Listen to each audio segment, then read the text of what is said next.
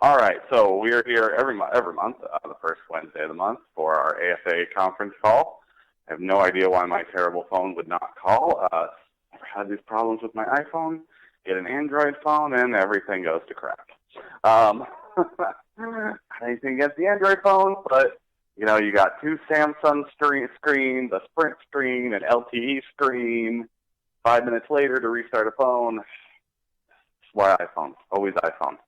Never anything but iPhone, guys. All right, so what would you guys like to talk about tonight? I definitely want to get your guys' questions answered, mostly because, okay, someone's listening on the AFA website, because I want to know what you guys are interested in talking about. So if you have any chat questions, let's go ahead and start getting those in. If you're on the call, let's go ahead and get your hands raised, *5 or 5-star, one of those things. You think a year or so into this, I'd remember that, but I don't. Let's see here. First caller, Mark, how are you? Good, how are you? If my phone was working, it'd be better. Yeah, I heard about that. I never had these kind of problems with an iPhone. Never. No, I'm on the iPhone 7, and I've never had an issue with my iPhone either.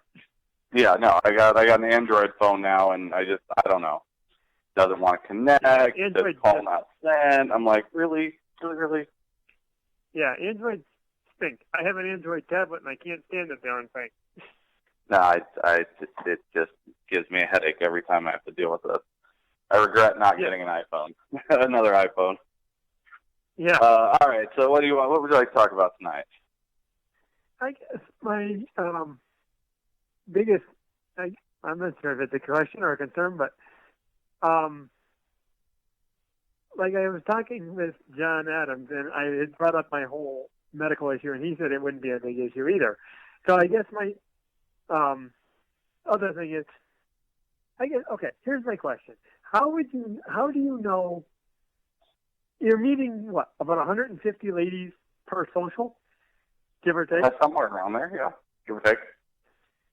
So how do you know where the chemistry is if you're meeting that many ladies at once? Oh, you're not gonna know anything about that during the socials. The socials are nothing more than, is she pretty? Do I like to talk to her? Let me get your phone number. Oh, you're cute. I want to see you again. Let me get your phone number. Oh, you seem really cool. We have this in common.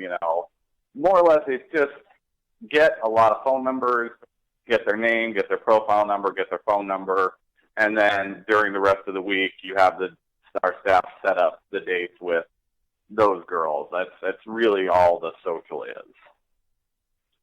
Okay. You're not going to have enough time to spend talking to one girl for more than 5-10 minutes at the most, because there's other girls that are going to want to talk to you, other girls going to want to get your attention, so it's more or less like, it's like a giant cat, basically.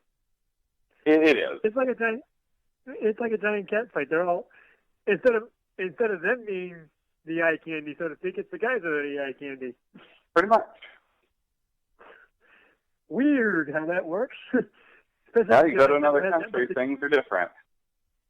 Well, especially because I can say from my experience with being in the States, I've never had that kind of attention from a female at all.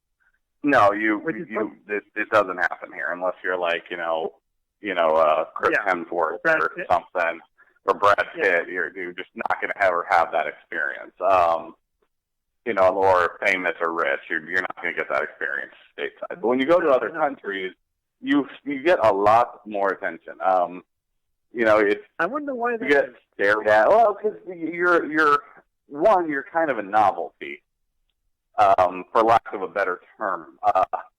Because when you go to these other countries, Latin America, in Asia, the ethnic diversity is much lower. So when someone's there that's very different from them, it draws a lot more attention. And, in the Philippines, people run the gambit of skin colors from people that you would potentially consider to have, African-American skin tone to Latina skin tone to, very Chinese looking or essentially more white looking. The Philippines has that gambit, but when you're an American foreign man there, we're generally much taller than they are. We stick out. We don't speak the language. So there's a lot of novelty involved in that. I see. When you're in the major city like Davao and Cebu, it's not quite as big a deal because they're used to seeing a lot of foreigners in and out of the city. When you get out into the provinces, like, when I went to Tagum to meet my wife's family there were a few foreigners I saw in Tagum. But when we went a little bit further north into Pantukan, that I was a total novelty. I mean, she had relatives with, small children they had never seen. Their only way they've ever seen a white person was on the television. So I was a very extraordinarily large novelty. We were walking around, spending time with her family. I had like a train of like 20 small children following me at all times. Well, mostly because, again, the only time they've ever seen, one, an American, and two, essentially a white person, was me, or, was on the television when they watched American TV shows or American movies. And also on top of the fact that I'm 6'2", 260 something pounds, I'm huge. You're a giant. Yeah, really, essentially. My entire wife's family is, sub 5'5", all of them. Oh, boy. So I'm essentially a foot taller than most of them. I mean, my wife is relatively tall for a Filipina. She's about 5'3"-ish, 4, without heels on. But I tower over her. I'm essentially a foot taller than her, and she's tall for her family. Most of her family is much shorter than she is. I wonder how that happened. Well, again, you got to remember, Asian people are, notoriously much smaller people. Also, too, there's a lot about, diet. The more rural you get in some of these communities, you'll see people are much smaller. They don't have the same diets we do. They're not going to have the same, things that we eat and the same chemicals and hormones in our food that make us much bigger than they are. So it's very different, Where my wife's family's from, not Tagum, but Pantukan, they predominantly grow all their own food. They trade who grows this, trades the neighbor who grows that, then they trade to the other neighbor who has the cow, or the goat for the milk and things like that. It's much more barter than it is going to the store and paying cash. So, and then you go even further north, they've got other family members further north in the mountains with, big farms. They grow corn, they have the coconuts, they have the bananas, and every month or two, they come down with all the fruit, bring it to the family. The family takes this, a chunk of it for themselves, and then it gets, sold to other people, traded to other people for things. Then that family member takes some of that back up north, up to the farm, to take care of their needs while they're growing the next crop. So it's much more old world. You think 80 years ago, Americans were not 6'5", 6'3", 6'2". It's much more, and so they have more of that lifestyle that we had along, years ago here in this country, where everything you got was locally grown, locally, harvested. So you're going to see is also part of the reason they're much smaller than we are. Again, so as we grew and developed this country, and they started adding more hormones, into the food, it started changing essentially how we were. Right. I guess, as I said too, I guess in my case, it's like I'm not used to girls giving me a ton of attention either, especially because, in my opinion, I'm not the greatest looking guy in the world anyway. because I certainly don't get it in this country.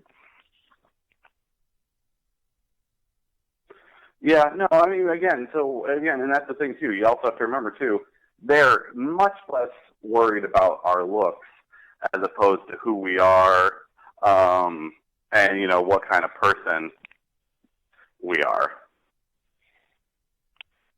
We got like a million people texting me. Sorry. I got like a million people texting me questions, too. No, it's okay. That's usually how this show goes. It's usually I'm on my phone, so you won't hear the chiming in the background. So usually I'm answering questions on my phone for people while I'm talking and while I'm reading questions off the webcast thing, and we have a absolute ton of them. So let's see here. While I'm on the line, let's start with Jim. Will you need a special SIM card for an iPhone 7? How do I get it to work while in the Philippines? I would also like to call home for business purposes. One, iPhones do not, well, they do. The answer is yes and no. They are compatible with Asian SIM cards. Yes, you can pull your SIM and slap an Asian SIM card in it. Will it work like that? No. If you have an Android phone and you pull out your SIM card and slap in one of their SIM cards, will it work? Yes. The reason iPhones don't work as well is your, what's it called, iTunes account. Your phone is intrinsically linked to your iTunes account, so you have to disable your iTunes account. Well, iCloud and iTunes.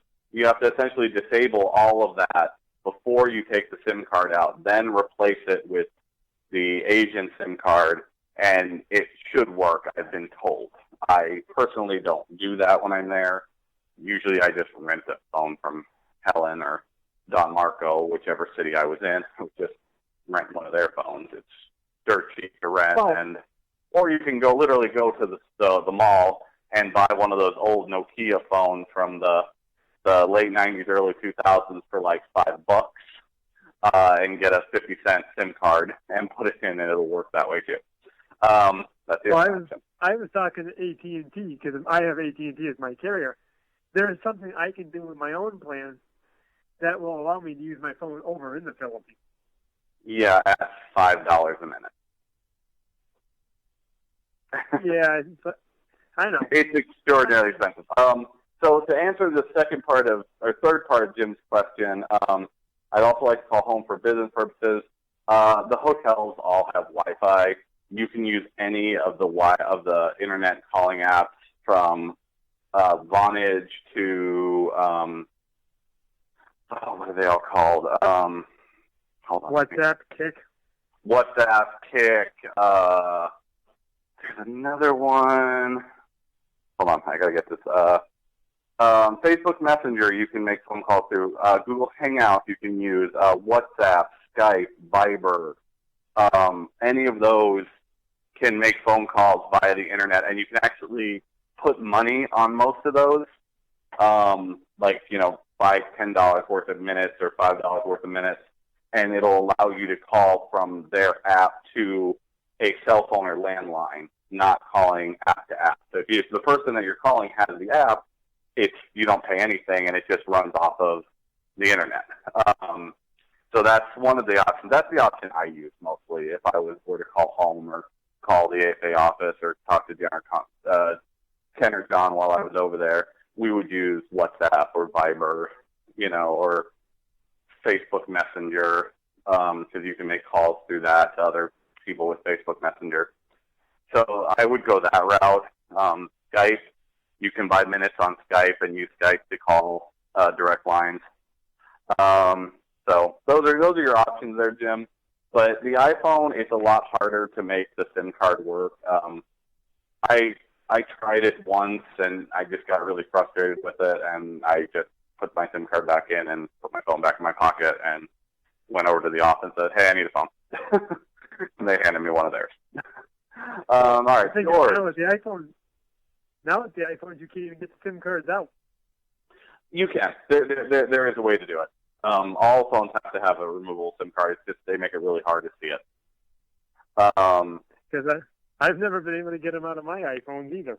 There's a little tiny hole that you have to stick a thing in, and they don't even give them to you with iPhones anymore. I don't know if the 10 or the 8 have it, but I know the 7, there is a way to get the SIM card out. It's just really hard to do. I think it's on the top of the phone somewhere. George has a question. Do any ladies in the Philippines speak any Spanish? No, but if you listen to their language, you're going to hear a lot of Spanish in it. So if you spoke Spanish to them, they would potentially understand a percentage of it. Remember that, the Spaniards did colonize the Philippines for a substantial amount of time of their history. So there is a great deal of Spanish in their language. You also hear French. There's some Dutch words. There's some very Arabic words in their language, like their goodbye, salamat. Yeah, it's about as Arab origin as you can get a word. So that would be, yeah. But yeah, they would essentially understand some of it. But you'll also be able to understand, being that I also speak Spanish too. Well, I speak Spanglish. But I understand a good amount of Spanish living here in Arizona and being in human resources. So I do understand a pretty fair amount. So when my wife talks, there are a lot of words that they use, in the Spanish words that I pick up, I hear, and I can piece together parts of conversations. Let's see, Ron, I'm 59. Why do I get so many emails from 20, 25-year-olds from China and Ukraine? Bud says we are crazy to consider them. I agree, but the emails keep coming, and my profile says I do not want any children. Well, you got to remember, Ron, just because you don't want children doesn't mean they're not interested in you. You have to remember, too, when you get some of these countries, the younger guys that are going are not as serious as some of the older gentlemen, which is why the women tend to be more interested in the older gentlemen. Now, in the Ukraine and China, well, not so much China, but in the Ukraine, the age gap is not quite as drastic as what you'd be used to in the Philippines. But you can simply call the AFA office and ask, I forget the new front desk lady's name. I've only met her like once. Or you can talk to Michelle or Anna, and you can ask them to turn off the intro letters, because that's what you're getting for the most part, are intro letters. They come in, like, I think they're blue in your email account. Blue is intro. Green is a response letter. Something along those. There's some color coding. I believe blue is intro letter, though. And you can simply choose to ignore them, like most of us do. I get a bazillion intro letters in my account. I still have an account that I help with the website on occasion before, not anymore. But I still see it when I log in, because the only way for me to look at profile photos and things like that when guys are asking me about girls is to be logged in. So I see a bazillion of those intro letters, and I mostly just, click all, delete, and forget about them. Hopefully that answers your question. But in the Philippines, Ron, a 20-something-year-old girl being interested in a guy who's 60 is pretty much par for the course. Bill, who is one of the main guys that does the weekly updates in the AFA office, he's in his late 50s. His wife is in her late 20s, maybe she'll be 30 this year. And they have 3 kids now, like a 5-year-old, a 3-year-old, and a 1-year-old, or something along those lines.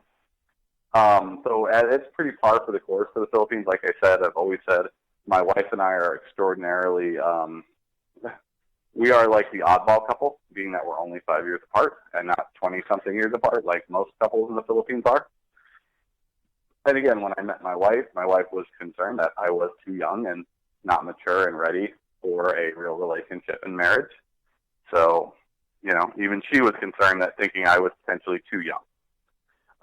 Hopefully that answers your question. Let's see, Steve W. I would like to know if any of the who did meet their soulmate and get married, do they stay as snowbirds 6 months in the U.S. and 4 months in Cebu? If you're retired, I'm sure plenty of them do. I know a lot of the guys that actually live in the Philippines full time. I know several of the couples that I know here in Phoenix, gentlemen that are married to Filipinas. I think most of them have plans to essentially retire full time to the Philippines.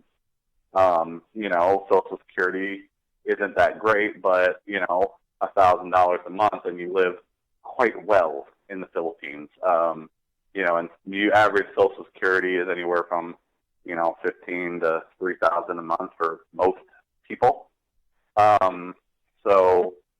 Your Social Security check, not even discussing 401ks or any of that other stuff, you can live very comfortably on, retirement in the Philippines and not really have to spend a whole lot. I mean, we've looked at property, potentially buying, an acre of land in Tagum, which is still considered it's like the equivalent of Phoenix being Davao and, Tucson being Tagum. It'd be like living in Tucson, where it's not quite as big, it's more spread out. But we were looking at an acre of land, $14,000, for a nice acre, which of course I can do literally whatever I want on.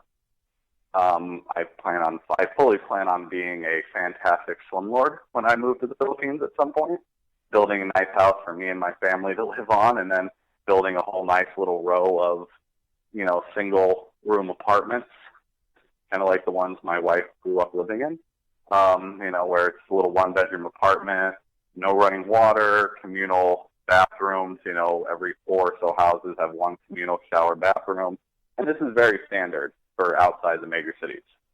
You have a piece of land, you build your house, you build a string of apartments, you get, 6, 7, maybe 1,000 peso a month from each person, about 1,000 peso. You're looking figure about $20 is 1,000 peso. Get, 6 or 7 of those, you got 100, 120 bucks a month off that. That's all your food, all your stuff, and you can do whatever you want on your land. So there's no building restrictions or any of that stuff, which is one of the main things people like to retire there and purchase land, is because you can literally do what you want. You can build a McMansion on a giant piece of land for less than $50,000. I've priced this out, so it can be done. Dave, I'm over 50, interested in ladies from the Philippines, but I'm not interested in starting a new family at this age.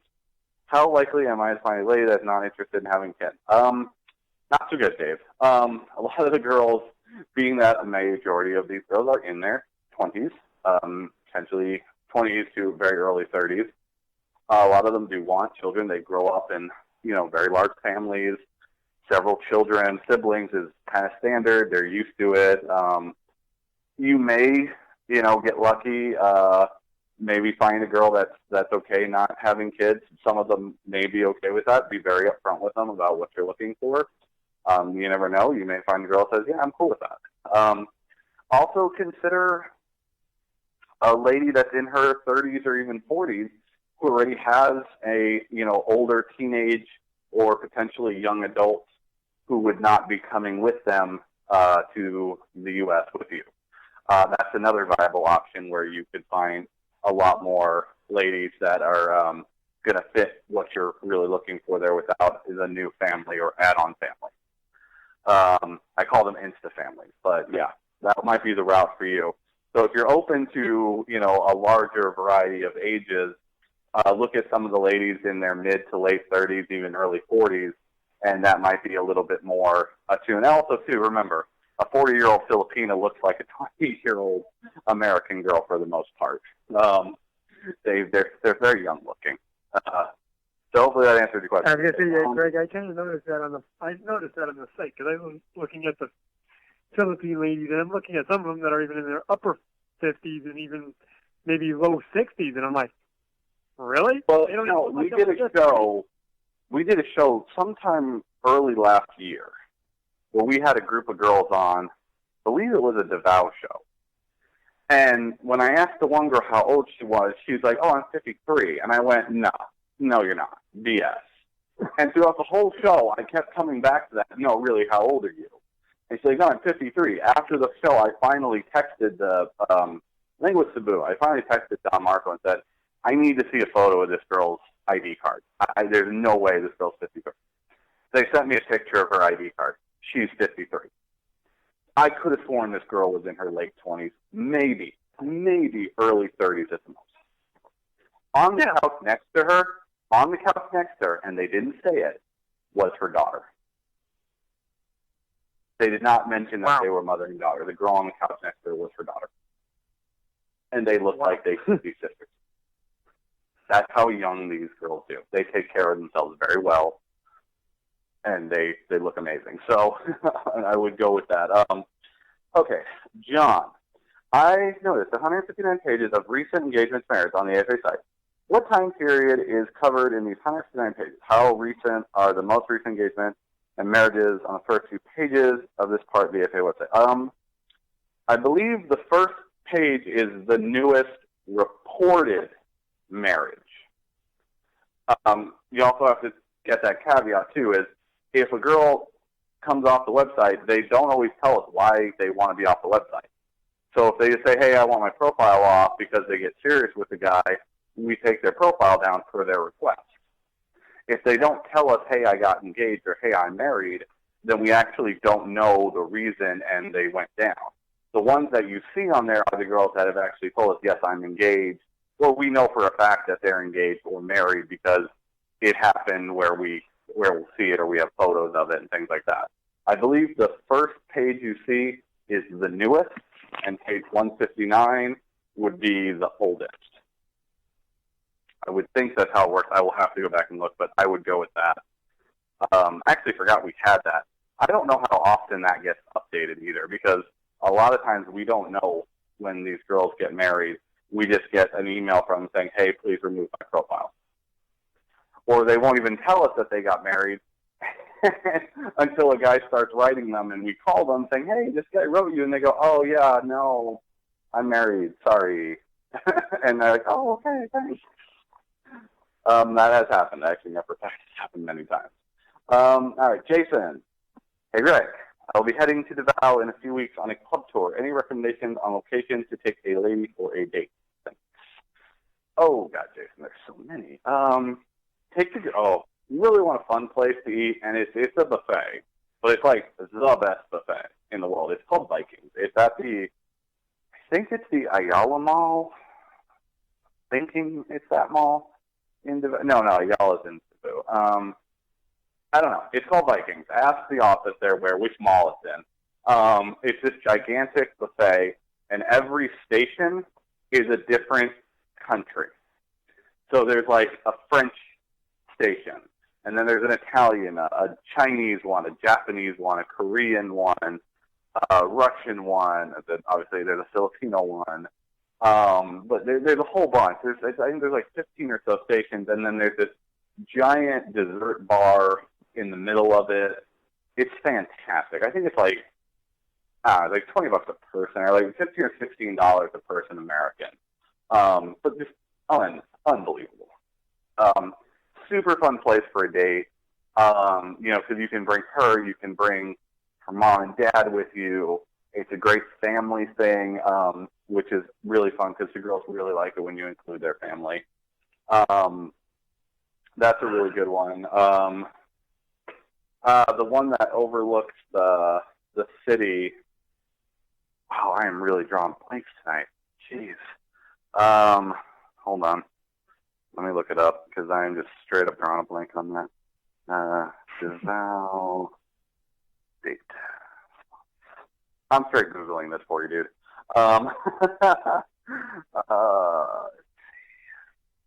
10 best romantic restaurants in Davao City, TripAdvisor. We will go with this one.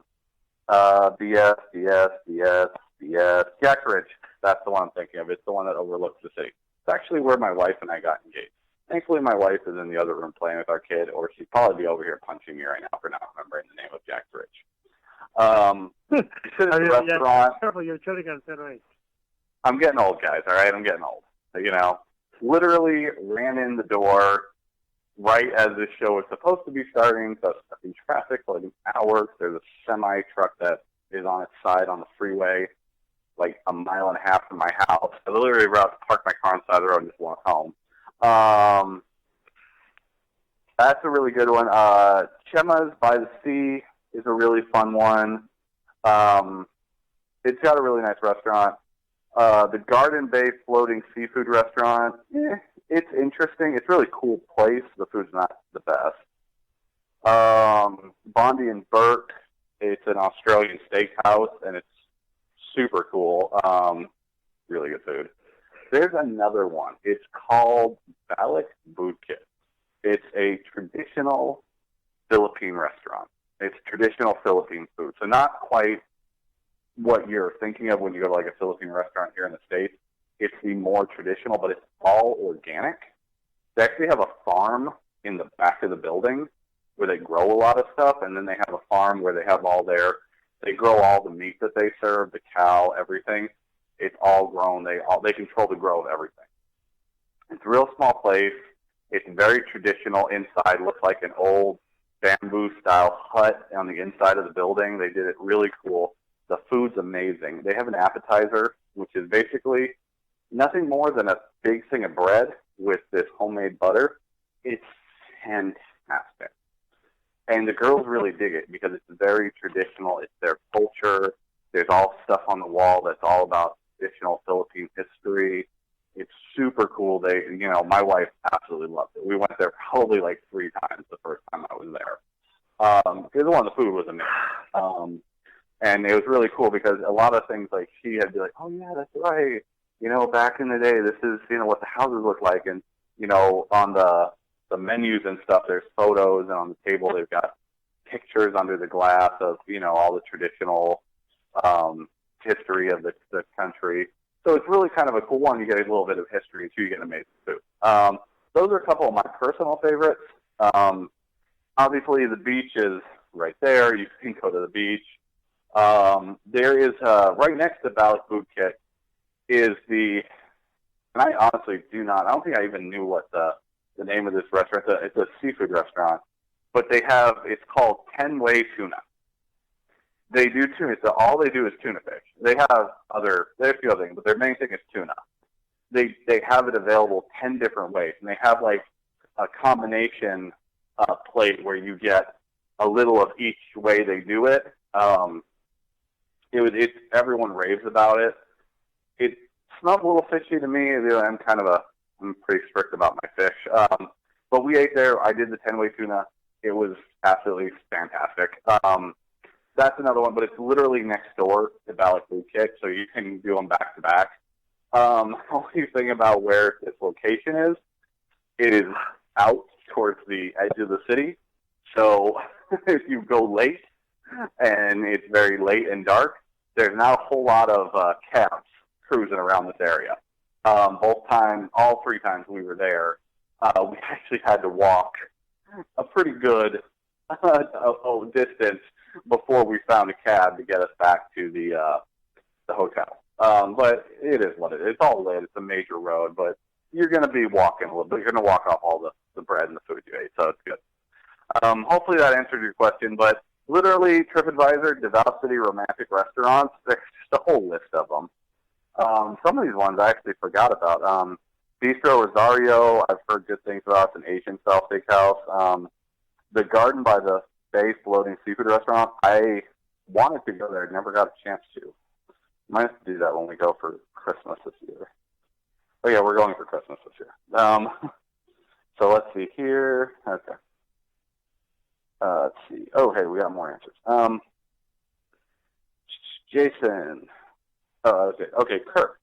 Greg, I really miss watching these monthly videos on YouTube. Tried to watch some and got a message saying the account had been canceled. Any way to watch your monthly videos from the past? Find them very informative. Thanks. I believe, and hopefully, Mr. Producer Man, if you're not asleep and you're paying attention to the show, I don't know if he listens or not. Is there an archive of these shows on the website still, or did that stop happening? I will find out for you, Kirk, hopefully before the end of the show, where they're being archived. But yeah, it's one of the things we ran into with YouTube. You even talk about the Philippines and women, and you wind up with strikes left and right. And I mean, when I was working for AFA, I was doing social media, and I dealt with it all the time. Facebook pages being turned off, YouTube accounts getting shut down, and the worst part is literally none of the none of the stuff we talked about is anything that would even violate YouTube's terms of service, which is the worst freaking part about this. I don't talk about anything that would violate their terms of service. This show is informative. 90% of the time, if you listen to these shows, we're talking about travel. And there's my little guy. He found his lion. Found baby lion. Mr. Producer Man, we are going to rebuild the archive. We did lose some because of YouTube. This is what he's referencing. Okay. So it is something that they're working on, Kirk. I would just there's an archive section on the website for older videos and shows. I would kind of peek there. That's where some of them will be there. Some of them hopefully will get back on there hopefully soon and in the future. But I'll pester the producer to work on that. Hold on, he's responding again. We will have recent shows archived soon on the site. At this point, we are unlisted to avoid strikes. Okay.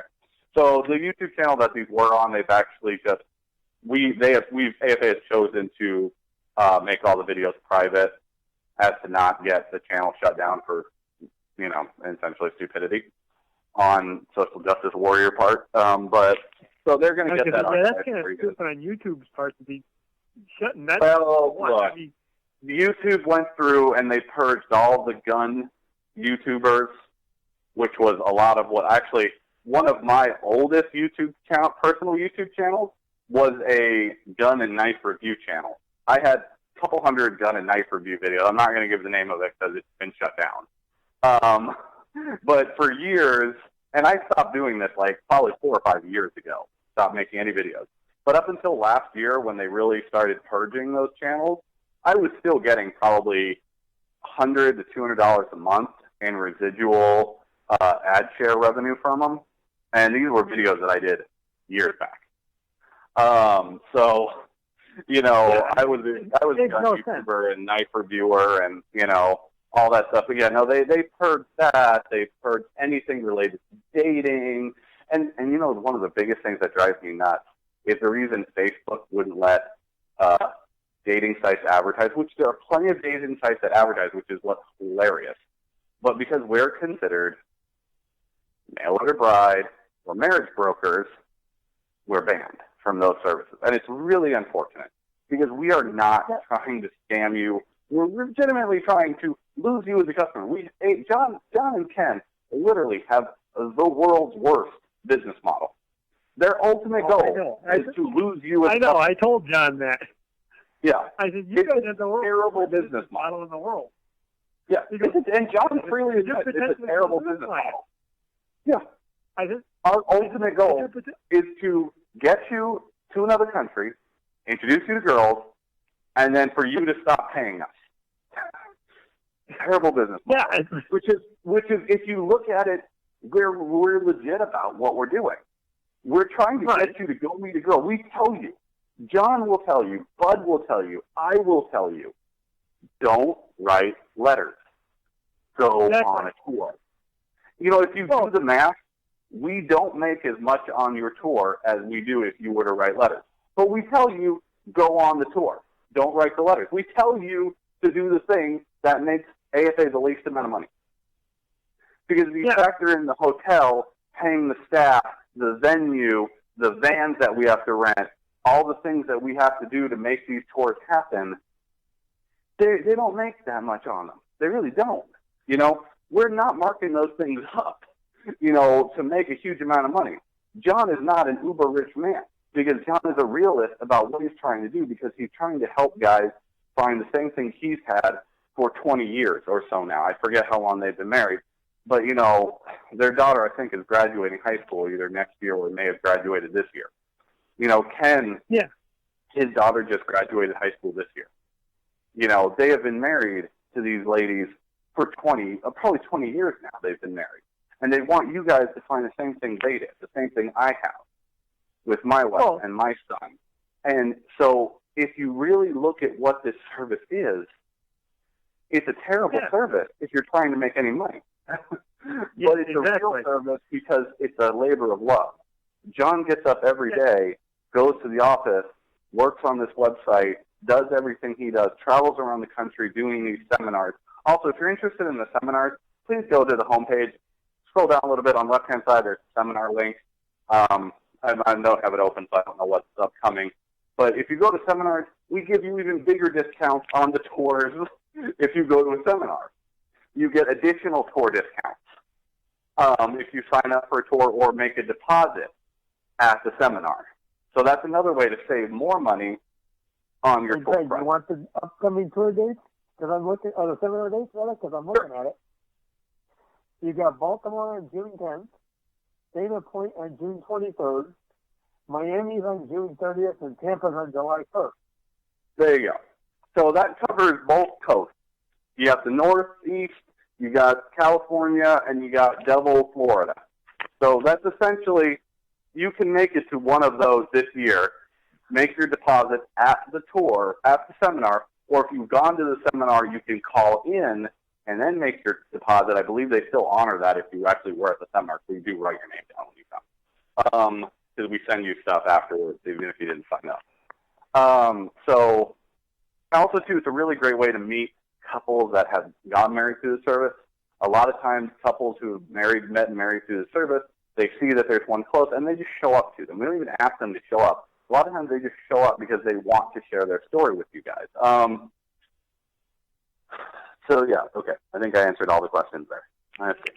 Back to the thing. Okay, good. Remember, guys, questions, hand up, star 5 star, one of those things. So that's really one of the things that it makes this so worthwhile. And it's the reason I have not worked for AFA now for almost 3 years, but I still do this. They don't pay me for this. I do this out of my own free time because I care about this. And again, I was the biggest skeptic. Ken came, Ken Agee, the other owner that you don't hear from a lot because he's all behind the scenes. John is the front of the scene where you actually talk to John. Ken, I don't even think the guy has a phone on his desk. He doesn't talk to anyone. He's all tech. He's all about the tech, making the place run. But he came in May for my son's first birthday party. He came, he stopped in, brought my little guy a little present. It was super cool. She got a chance to talk with him for a little while, and he even says, like, Greg, I see you, see your wife, you've got your son now. He's like, you remember when you started here, and we asked you if you ever wanted to go on a tour, and you said, nah, I'm good. I'm not interested in that whole marriage thing.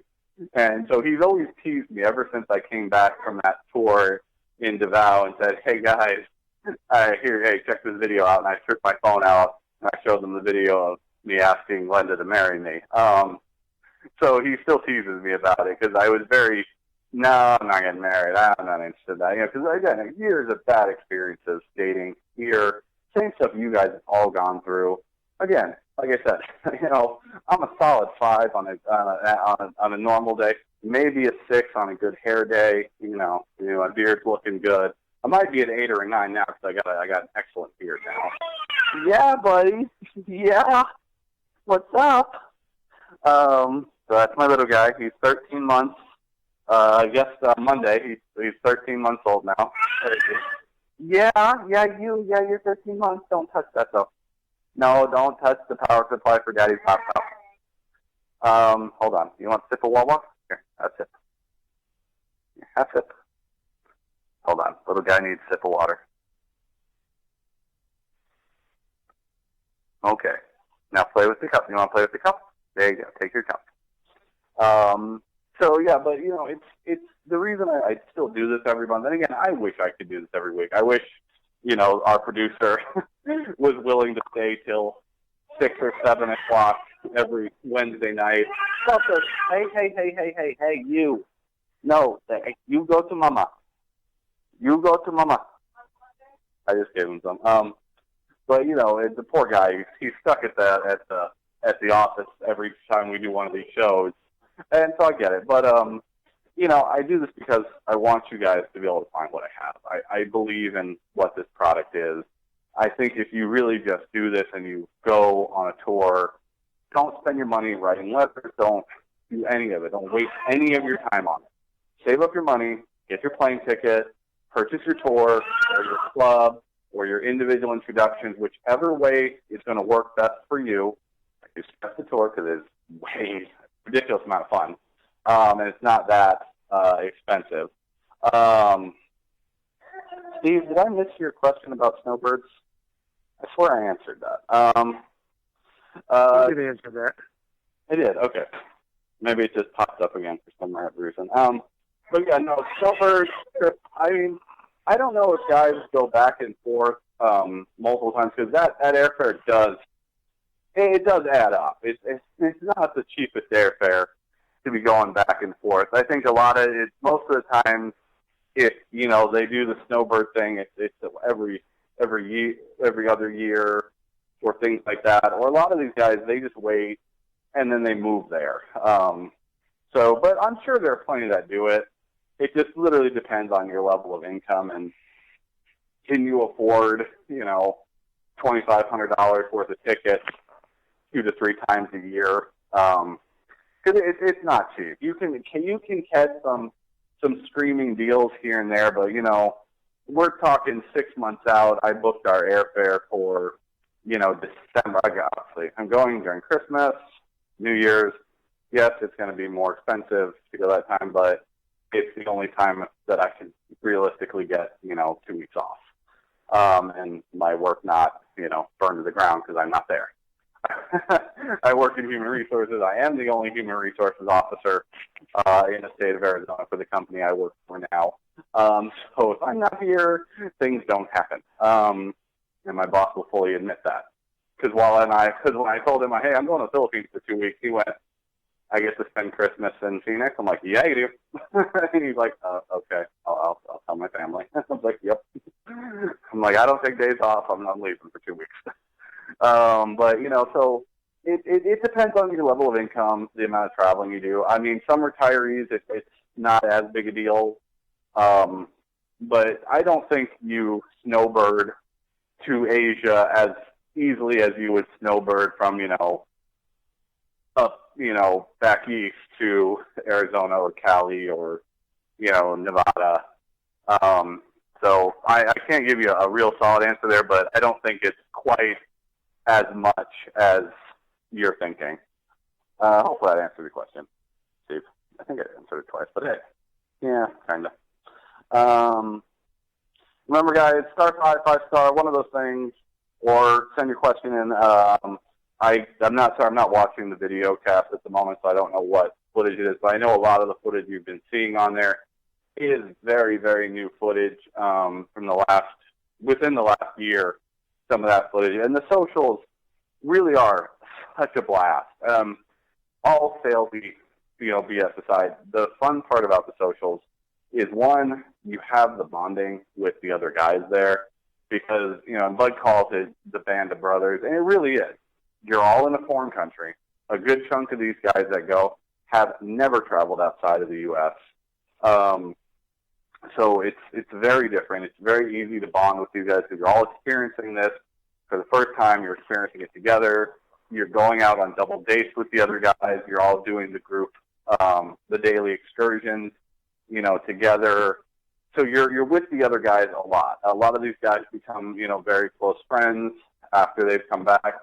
I wasn't lucky enough to really get to bond too much with the guys that were on the tour where I met my wife, mostly because I was working for most of it, shooting footage and traveling around and doing other things for AFA. So I didn't quite get to spend as much time with those guys as I would like, but I know a good chunk of, I think at least half of those guys that went on that tour did get engaged there, or within a month or two of that tour, they all went back and got engaged at that point. So it's really a really amazing experience. You meet a lot of cool people you would never meet anywhere else, most likely because they live in other states or other countries. There's a lot of Australian guys that go on Philippine tours because that's really not that long a flight to go from Australia to the Philippines. If you fly Singapore Air, you're essentially in Australia because Singapore and Australia are not that far apart. So like an hour and a half or 2 hours to go between the two. It's pretty quick, but it's so much fun. Because that live in the United States has a longer flight. Oh, yeah. Living here in the U.S., we have the longest flights to go anywhere. Because essentially to go to Europe, go to Asia, we're crossing an ocean. We're very isolated in the Americas from the vast majority of the rest of the world. You want to go down to Colombia or Peru, okay, a couple hours and you're down, especially if you live in the South like I do. I mean, I could hop a flight to Houston and be in Peru, Costa Rica, or Colombia within a couple hours. I mean, just to go from the shortest flight to get to Asia is to go from LAX or San Francisco to Tokyo, or to Tokyo. That's the shortest flight to get into Asia, and that's 8 hours. Wow. It only takes 6 hours to go from LAX to New York on a red eye. I think it's 6.5 hours at the longest for a red eye. So just to get to Japan, which is, I think, one of the closest stopping points, you're looking at least 8 hours. Yeah, I don't, like I was telling John, Greg, I said, I don't even really want to talk to my own family about what I'm planning on doing because most of them would say, what am I, nuts? Well, and again, you got to remember, too, what I've done and what you guys are listening and thinking about doing and potentially going to be doing is so outside the box. Dating someone from another country. You don't hear about that here because, again, we're so isolated from the rest of the world. If I were to date a girl from California, well, that wouldn't be any big deal. But you go to the rest of the world, if you live in the UK and you date a girl from Spain or from France, you're country hopping to go see that person. If you live in LA and you're dating someone in Philly or New York or Jersey or Boston, it's still only a couple of hours. We're talking about literally crossing the ocean to go see someone. Well, and I told John, and I was telling John, and I said, I know you hate the term mail order brides, which I can't stand that term either, but I said, technically that's what my family would think of. It's like, what do you get yourself suckered into a mail order bride scam? Well, and the funny thing, too, is, several years back when I first started working for AFA, there was another social media guy there. His name was Chris. Very nice guy. Didn't particularly believe in what this was. He was just a social media guy. They needed someone. They were trying to get into that at that point. And this was, again, we're talking like almost 9 years ago.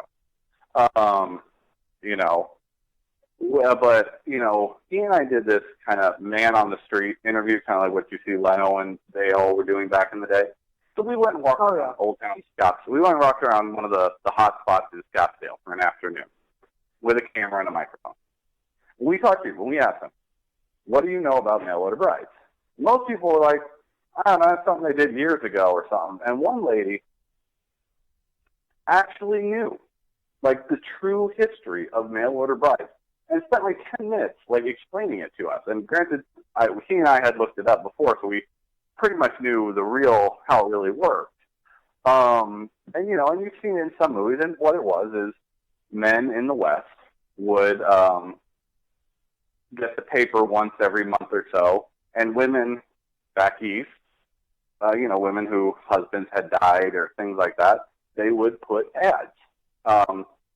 Looking for a husband, willing to relocate, things like that. And the guy would write them a letter. And then they would respond back, a month or two later when the stagecoach showed back up somewhere in the West, assuming the guy hadn't been shot or killed or died or disappeared, attacked by Indians or something. And then they would correspond in that manner. And then at some point, the guy would send money for her to come out by a stagecoach. And that's how they would meet for the first time. And essentially, he was paying via the mail for a bride to come to him. And that's where the term actually got coined, mail order bride. And then after a while, in the papers, they had a section called mail order brides. It became its own section in the papers for women back east who were looking for men who would send them money to come out and marry them. And hence the first mail order bride scam started back in the 1800s, where the guy would send the money via wire and then the girl would never show up. Yeah, I know. It's like, and that's when I was saying to John, I said the same thing. I said, that's kind of the reason I don't even want to say anything to my own family, because it's like, so what? Yeah, I'm looking at dating someone from the Philippines. Big deal. Is it any worse than dating someone else in this country? There's a stigma based around it because of the stigma of mail order brides. They look at this going, oh, you're an older man. You're going to the Philippines to get a 20-year-old girl, and she has no education, and she's stupid, and she doesn't know what she's getting into, which is hilarious enough. The polar opposite. To even work as a sales girl in the mall in the Philippines, you have to have a college education. To work as a sales girl in the clothing store at the mall in the Philippines, you are required to have a college education. Now that's really, well, it's unusual, but I guess it's accurate. Yeah. My wife, when she tried to get her first job in the mall, she couldn't because she hadn't gone to college. So she went to a trade school and got a degree from a trade school. And that's how she got working in the mall. And then she saved up and she got her home health care certification. And then she went and worked overseas in other countries doing home health care for families. And that's one of the big industries in the Philippines is foreign workers, especially in the Middle East. If you go to the Middle East, to Saudi Arabia, Dubai, any of those, the UAE, the United Arab Emirates, there are Filipinos all over. So Filipinos all over the place. Home healthcare workers, cab drivers, truck drivers, taxi drivers, nurses, they're all over the Middle East. That is one of the biggest imports in the Middle East is Philippine workers. Huh. You can watch documentaries on YouTube about foreign workers. Oh, you okay, buddy? Did you bunk your face with the tablet? Careful. About foreign workers, Philippine workers in these Arab countries. So it's really a big thing there, but again, it's fantastic money. It's more money than they could make working any job at home if they didn't come from a wealthier family and they would become a lawyer or a doctor or some kind of business owner. Right. So, but even for that, they still had to have a college degree. Yeah, well, I mean, even, like I said, looking at even some of the profiles even on the website, I'm like, obviously these girls are educated. I don't think, and then it's like, I hear, oh, they're just trying to get a green card to come into the United States type of a scam. And I'm like, that's probably the furthest thing from the truth. At least now. Well, I can tell you for my wife, it absolutely is, because my wife would be so much happier if we were literally to pack up and move back to the Philippines. Because our lifestyle here is dynamically different from her lifestyle there. My family does not come over every day. People do not just stop by and hang out, here every day. Where she's from, there's always someone over every day. This cousin or that cousin or, this aunt or, this nephew is staying with you for a month or two or something, or this, that, or the other thing, or, your cousin from up north from the mountains is coming down to stay with you, for a year or two to go and finish high school so that they can go to a trade school, in the major city. So it's so dynamically different. We live in a single-family house in a suburb here in Phoenix, in the north part of Phoenix. Live in a nice area. I occasionally see my neighbor. Say, hey, Ralph. Hey, Miguel. As I'm driving, pouring out or going outside to put the garbage can out, or, they might be in their backyard same time we are. What's up? Or if my family comes over, they come over for an hour or two. They got other things going on. They have to leave. They got their own things. In the Philippines, when you go over to someone's house, you're there the whole day. Like Saturday, my wife's got a whole little gaggle of Filipinas coming over. I am trying desperately to find anybody that is free Saturday so I can get out of the house. Uh-oh. Because they're going to all show up at like 10 in the morning to have lunch, and none of them are going to leave till like 6 o'clock at night or 7 o'clock at night when their husbands finally say, you need to come home now. Or their husband comes and picks them up because some of them can't drive. But that's how they work. That's how they are. When she grew up, there were always like 10 people in the house. Here, when I go to work, it's her and the baby here all day long. That's it. Now that thankfully she's finally got her driver's permit, I'm getting her out driving when we go places. So this way, if I can actually get her license, this way, they can go to the mall. He can play in the play places at the mall and things like that. They can go shopping, and she can get out of the house during the day finally. But, for the last essentially 2.5 years, she's essentially been home every day by herself when I'm at work.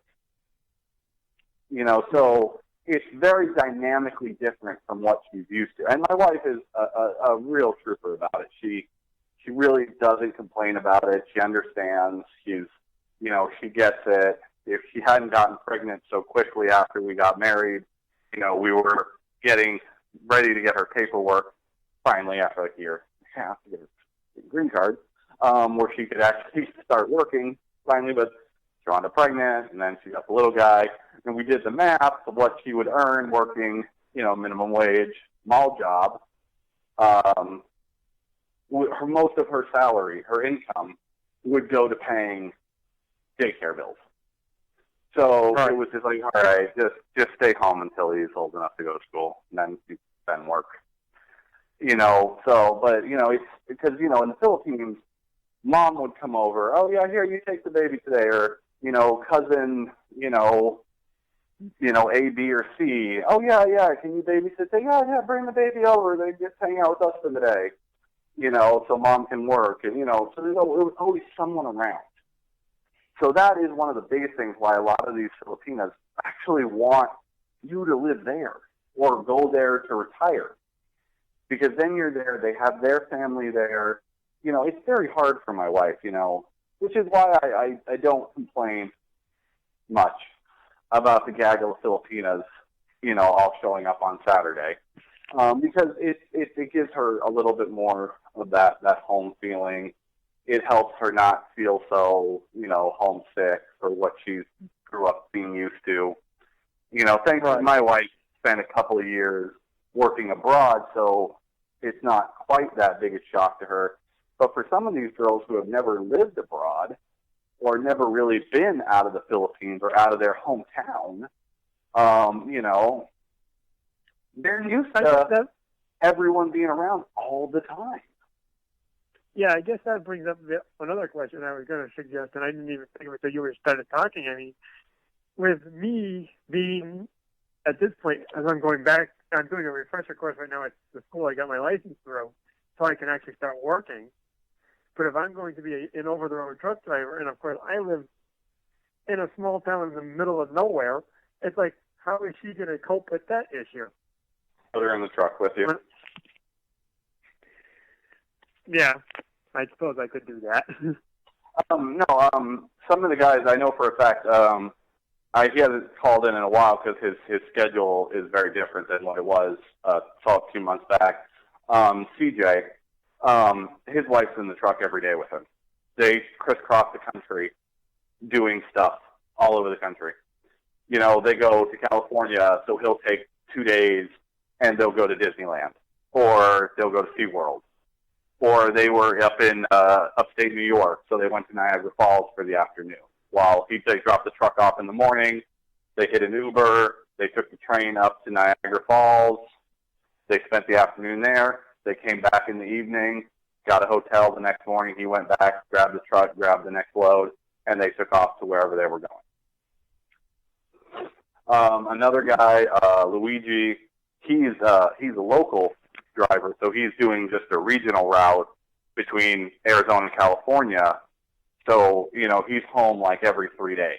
He's gone for like 3 days, home for 2. And so his wife, she stays here But, they live close to a couple of Philippine people that they met, so she goes and spends time with them while he's gone for a couple days. But then he's home for 2 days, and then he's gone for 3. So there's a lot of options as to what you can do. But if you're going to be over the road and you're going to be gone for weeks at a time, put her in the truck with you. Just take her with you. There's no reason she has to sit at an apartment by herself. Take her with you. Go over the country.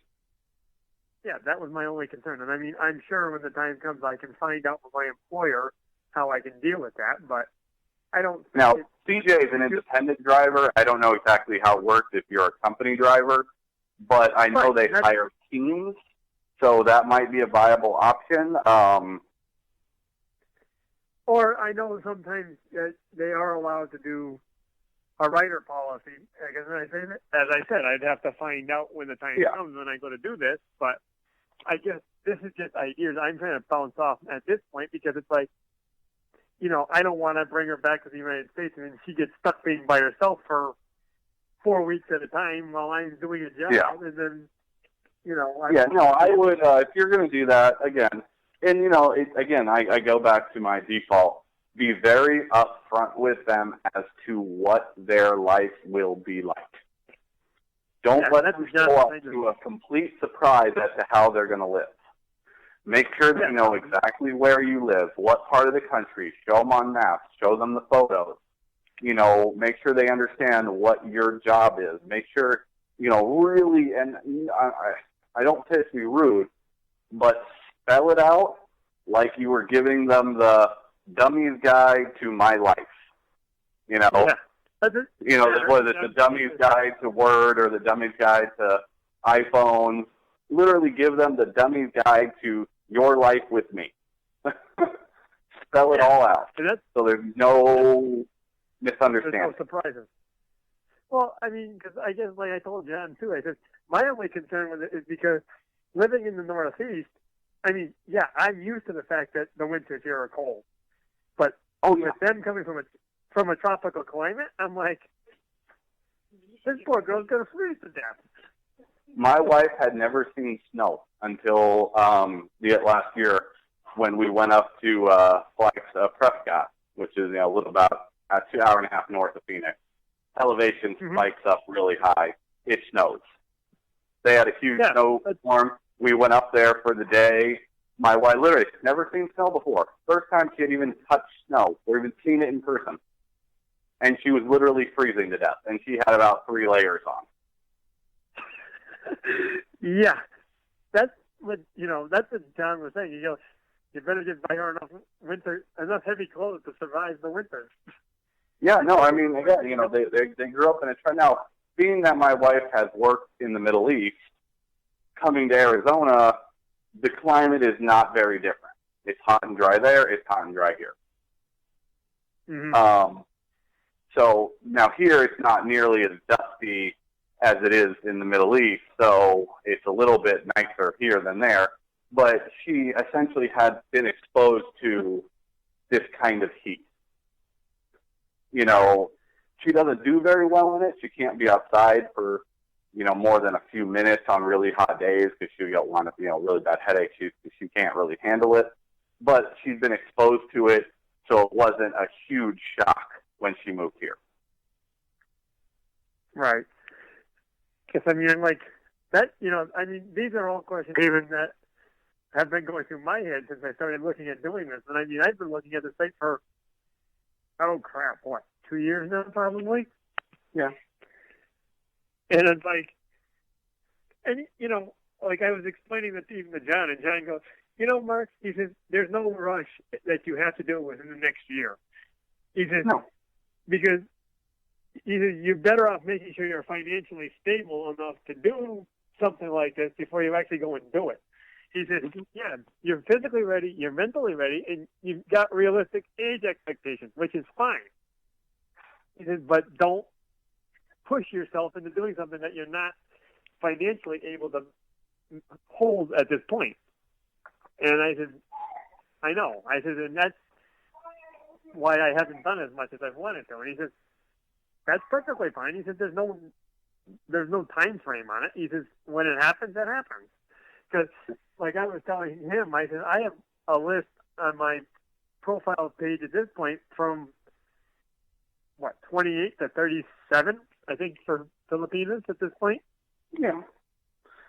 And honestly, that list is going to go right out the door when you walk into that first social and there's a gaggle of beautiful women and you go, hi. Or I'm just going to be so shy I may just say bite my lip because I don't know what to say. It ain't going to happen. They are literally going to drag you kicking and screaming out of whatever corner you try to hide in. Well, I'm not saying to go hide in a corner, and I told John that. But I might just be like, what? Because that's how. Yeah, that's going to last about 5 minutes, and then you're going to relax, and then you're going to have so much fun that when it's 11 o'clock and they say, okay, they got to shut down because these girls have to go home because they all got to work in the morning.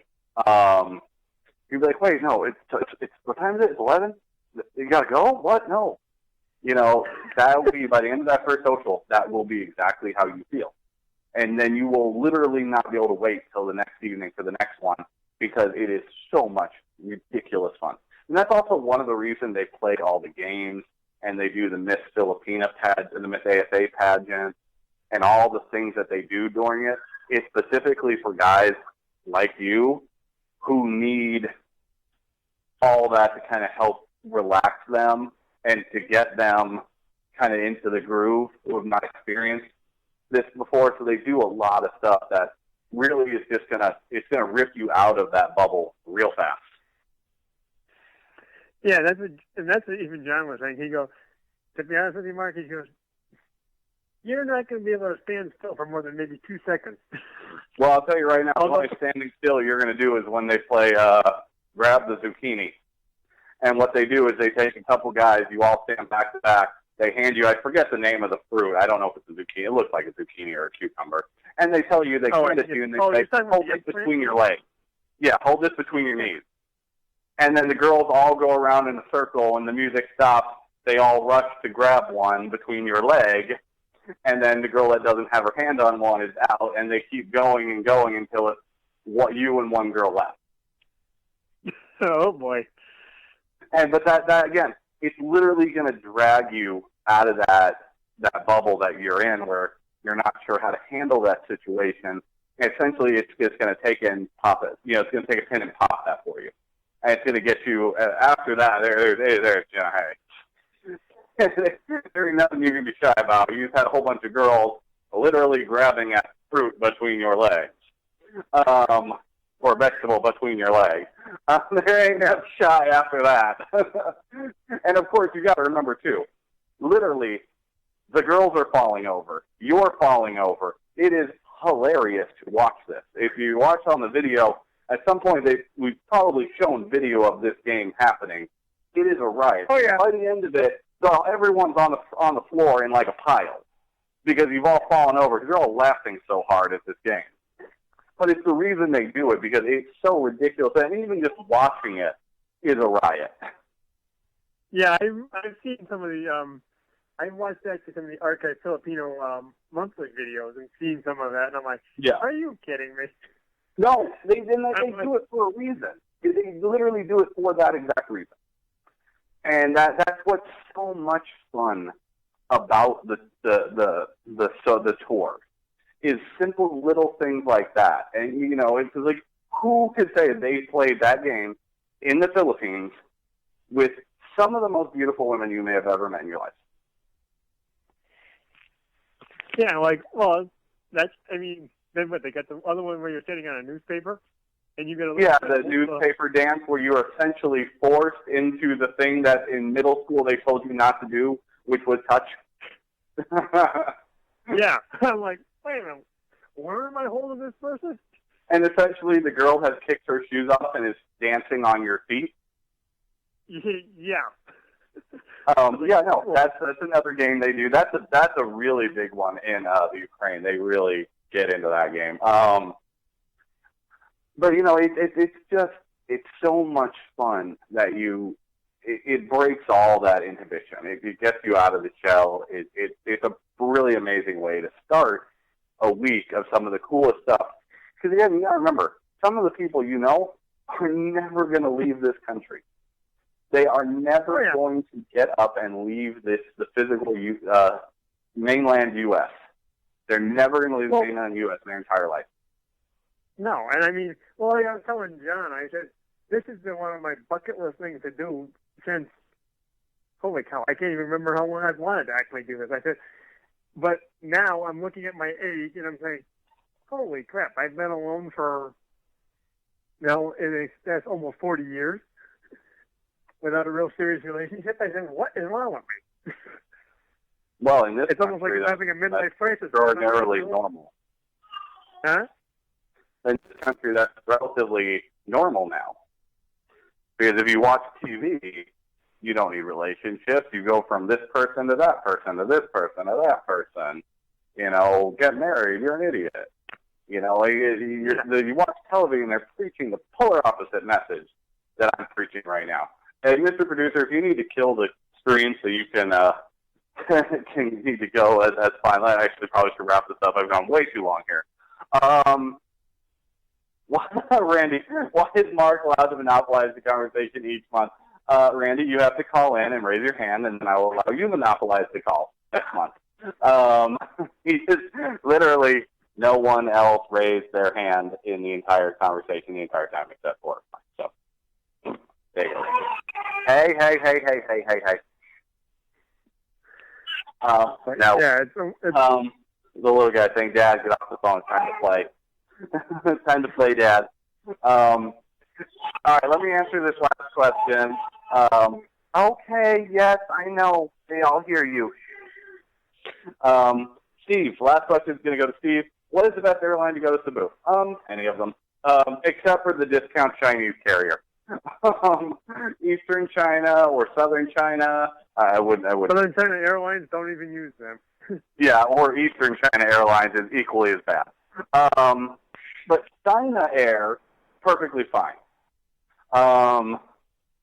Yeah, I've heard nothing but bad things about Eastern China and Southern China Air. I've talked to a few people who have flown them. I really just I haven't heard anything good. So I would skip those, but Philippine Airlines is perfectly fine. Make sure you verify which flight you book. Make sure you get the one that says Boeing 777, not the one that says Airbus, because the Airbus is super old and not that great. It's essentially like flying Eastern China Air. I didn't say that, but you didn't hear that. Just make sure if you're flying Philippine Air, make sure it's the Boeing 777 flight. It's the new plane. Hey, it's all fancy. It's got entertainment screens. Very important when you're flying 13 hours straight through from LA to Manila. Very important. Asiana is really good.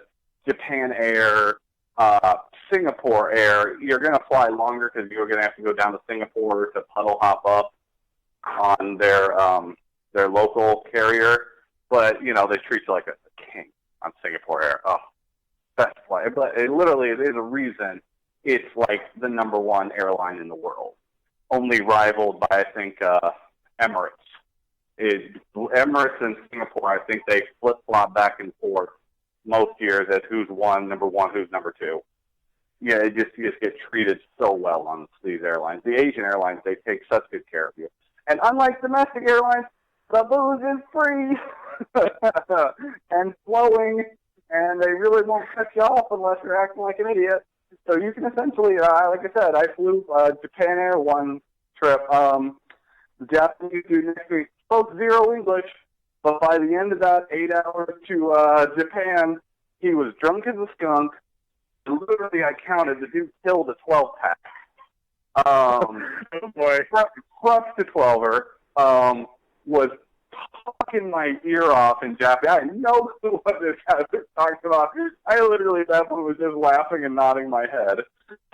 He's so drunk he could barely get up at the end of the flight. So he's got his arm around me. I got my arm around him. I'm walking him up the ramp into the terminal. When I get there, his employee, apparently this guy was some kind of like upper level, CEO or something. His employees who were in front of us on the plane, because we were sitting in the emergency row exit with the leg room, they realized how drunk he was, and that this American guy literally dragging him up the ramp. They come rushing over. Oh, so sorry, so sorry. And then they're taking him. They're like, well, thank you. In broken English. And I'm like, this is so cool. He's still talking to me as they're walking him away from me. So, but again, hilarious stuff like that because, you can eat the entire flight. They'll bring you food. They'll bring you got some water. They'll bring you a little sippy cup. They give you the bottle of water. You want a beer? They hand you the can of beer and a cup with some ice if you want it colder. You want wine? They literally have a whole bottle of wine. They just come by and fill your cup up as they pass you every so often. You get, I think, once they take off, I think about an hour into the flight, you get your first meal on the Pacific crossing, and about 2 hours before you land, you get your other meal. And then halfway through the flight, they come by with like sandwiches, like hot sandwiches. But at any point during the flight, you look at the menu that's in the seat in front of you, the seat back in front of you.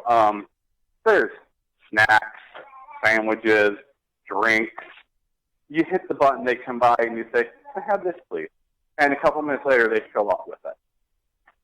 But there's a list of cold sandwiches, a whole list of snacks, crackers, candy, all kinds of stuff, fruit cups, puddings, all kinds of miscellaneous snack foods. You say, "Can I have this, please?" And they show up with it in a few minutes. I mean, it's all included, which is you get treated so well. You don't get that with American carriers. So, okay, I'm going to wrap it up. That's the end of it. Hopefully, how many times did you visit your lady before bringing her to the U.S.? 2 times. Once when we met the first time, and then we got engaged, started the visa process right after I left, and then I went back halfway through the visa process, and then she was in the U.S. Took about 5 months total. Hey, you, little squirt. Good. All right, that's it, guys. I thank you so much. I will talk to you all soon. Next month, same bat channel, same bat time. Thank you, and have a great night. Mark, thank you for being with me the whole time, even though you really didn't have a choice. I kind of kept going. But all right, guys. There's no problem. I don't mind talking. All right, that's it, guys. Good night. Have a great weekend. Be safe. Have fun. And hurry up and book those tours and go meet the love of your life. All righty.